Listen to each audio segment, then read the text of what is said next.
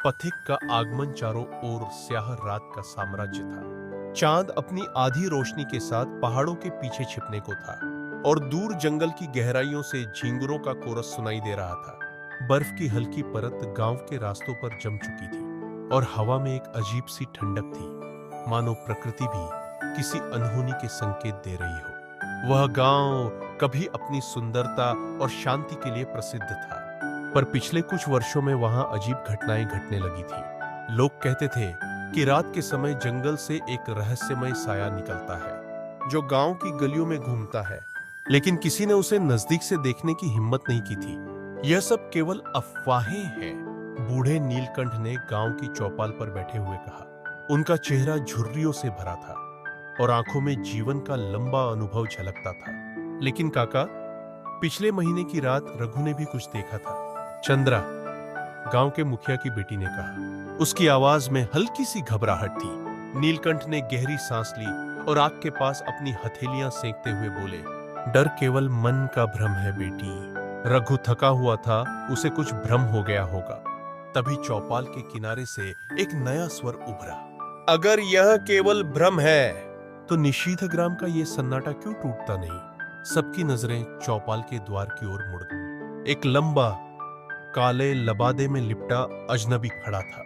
उसकी आंखें गहरी और रहस्यमय थी। मुखिया ने सख्त लहजे में पूछा। अजनबी ने मुस्कुराते हुए कहा, मैं एक पथिक हूं और राह में खोए हुए गांवों की कहानियां सुनने का शौक रखता हूं। तुम्हारा नाम क्या है? चंद्रा ने हिचकिचाते हुए पूछा। नामों का क्या है, इन्हें तो लोग अपने हिसाब से रखते हैं, लेकिन तुम मुझे आर्यमान कह सकती हो। आर्यमान की आवाज में एक ऐसा आकर्षण था। नीलकंठ ने पूछा। आर्यमान ने जलती हुई लकड़ी को एकटक निहारते हुए कहा, मैंने न केवल सुनी है बल्कि महसूस भी की है। चौपाल पर सन्नाटा छा गया। सबकी आंखों में प्रश्न थे, लेकिन किसी की हिम्मत नहीं हो रही थी कुछ पूछने की। थोड़ी देर बाद आर्यमान ने कहा, इस गांव के पास का जंगल, क्या वहां कोई जाता है? नहीं, नीलकंठ ने तुरंत कहा, वहां जाना वर्जित है, कहते हैं। तो क्या तुम मानते हो कि जंगल में कोई है? नीलकंठ ने धीमी आवाज में कहा, हम केवल मानते हैं जो देख सकते हैं, लेकिन जो देखा नहीं जाता वह भी कभी कभी सच होता है।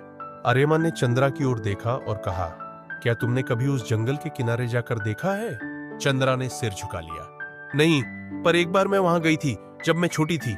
वहां एक पुराना मंदिर था, लेकिन अब वो खंडहर बन चुका है। आर्यमान ने सिर हिलाया और बोले, शायद उस मंदिर में ही तुम्हारे सवालों के जवाब छिपे हैं।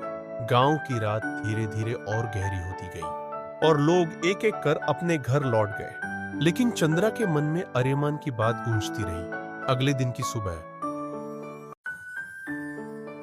चंद्रा पहाड़ों की ओर जाते हुए आर्यमान को देखती है। क्या तुम सच में जंगल में जा रहे हो?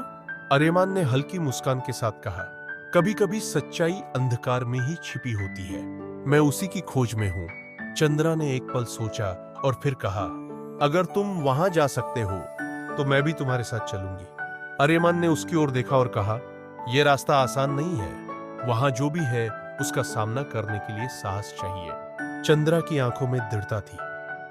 मैं तैयार हूं। और इसी के साथ आर्यमान और चंद्रा उस रहस्यमय जंगल की ओर बढ़ चले, जहां निशीथ ग्राम की सबसे बड़ी पहेली उनका इंतजार कर रही थी।